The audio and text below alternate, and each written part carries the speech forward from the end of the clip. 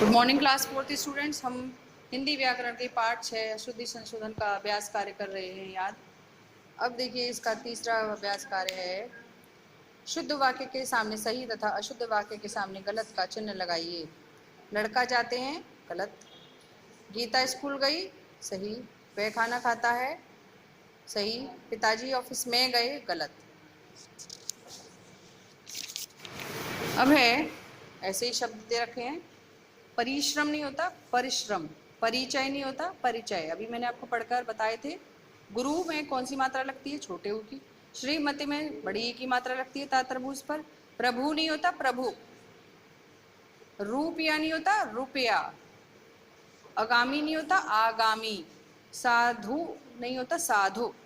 धा धनुष पर बड़े ऊ की मात्रा नहीं आती है, छोटे ऊ की मात्रा आती है। ध्यान से इन शब्दों को लिखने की प्रैक्टिस करिए, अभ्यास करिए।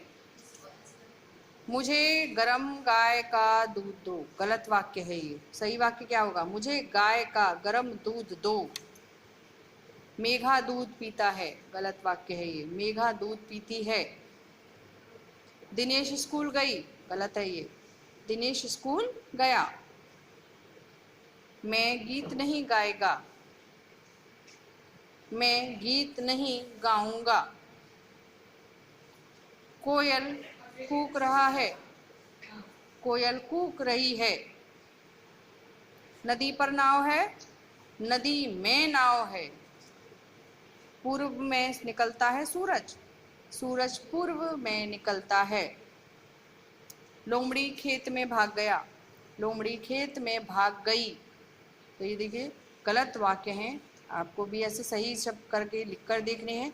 गलत शब्दों को मात्राएं कहाँ कहाँ लगनी है आपको सही करके देखनी है। और ये पाठ देखिए बहुत ही ज़रूरी है, क्योंकि मात्राएं आना, मात्राओं का ज्ञान होना बहुत ही आवश्यक है।